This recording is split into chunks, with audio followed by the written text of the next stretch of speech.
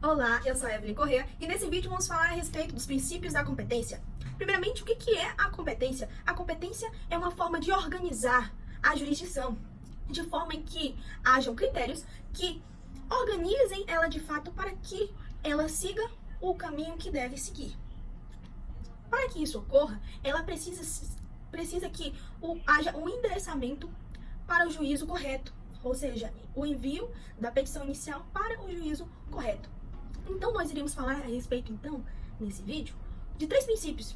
O da indisponibilidade da competência, onde iremos falar sobre a obrigação do Estado em se organizar de tal forma em que não hajam lacunas de competência. Por quê? Porque o juiz, ele não pode, ele é vedado de se declarar incompetente para julgar um determinado caso por falta de competência.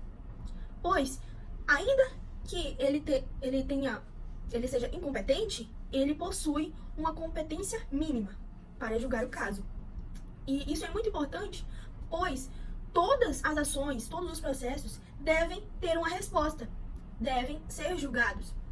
E isso é muito importante, principalmente relacionado com o princípio do juiz natural, porque ele faz um sorteio dos juízes de forma em que garanta a imparcialidade no processo. Então, dessa maneira, ele consegue encontrar um juiz competente.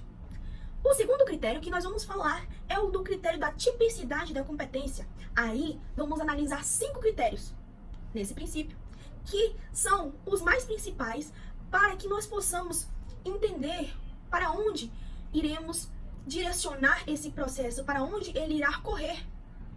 E esse processo, nesse princípio, ele poderá correr em 5 critérios que nós vamos falar agora. O primeiro deles é a da matéria discutida ou do assunto. Nele vão ser analisados aí os fatos, fundamentos e o pedido. E, através disso, ele será encaminhado para o juízo competente. O segundo critério é o em razão da pessoa. Nele será analisado a natureza jurídica, o perfil das partes, será analisado também se é uma pessoa jurídica, uma pessoa física, para que ele tenha o seu caminho no juízo correto. O terceiro que iremos analisar é o da função ou cargo em que ocupa. Nele serão analisadas principalmente características relacionadas à função. Esse daí, ele é em virtude de lei. Então, aquilo que o legislador decidiu, como, por exemplo, privilégios dados à função que essa pessoa exerce, acaba tendo um fórum privilegiado, mas em razão à função que ela exerce. Então, esse cargo, ele vai ter um tratamento diferenciado dos demais.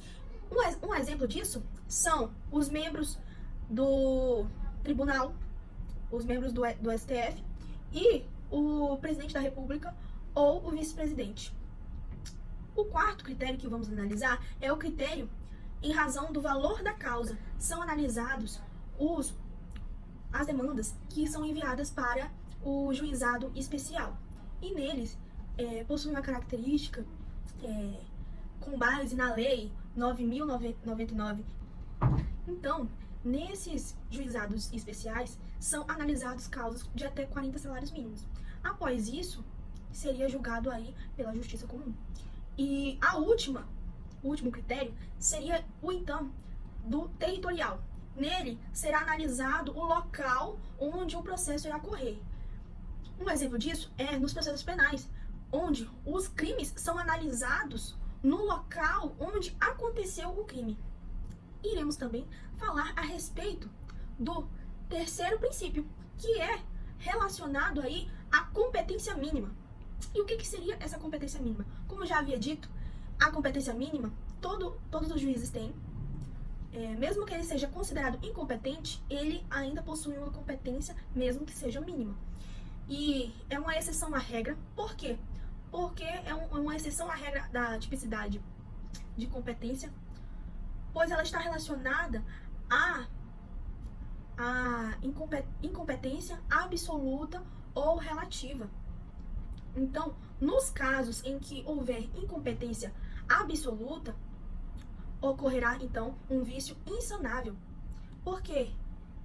Porque esse vício, ele não pode ser consertado.